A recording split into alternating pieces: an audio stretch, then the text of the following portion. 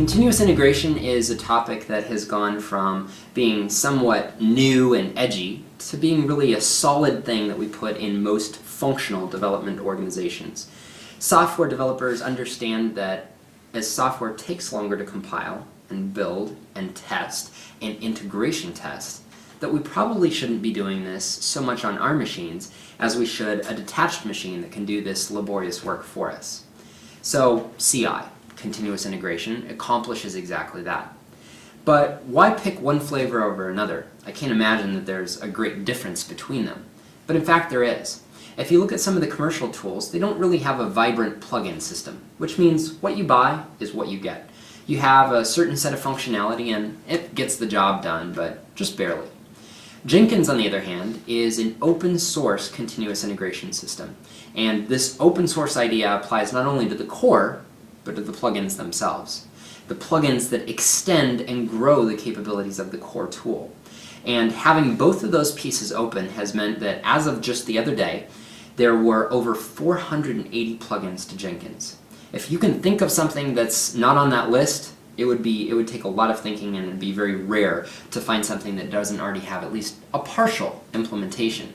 And taking that idea one more time, given that the plugins are open source, you could take the existing plugin that doesn't quite fully meet your needs, extend it a little bit, and bring that back into the fold. But returning to the main big idea of continuous integration, is Jenkins a solid tool? Is this one that you'd put into production? Recent numbers say that there are over 30,000 installs, and that is a conservative number, not an aggressive one in terms of the logs that we have and the data that we have behind that. In terms of users actually using this tool, developers that interact with Jenkins servers, we're talking north of 500,000 developers. So clearly, there's something really useful and really attractive going on here. It's effective in that you can use it on an individual server. You can cluster it to use the capabilities of multiple servers to keep all your builds working all the time. You can even group them by operating system so as to get a grid of testing both on, say, a Linux machine, a Mac OS machine, and a Windows machine to get the sense that it quality tests out on all of those.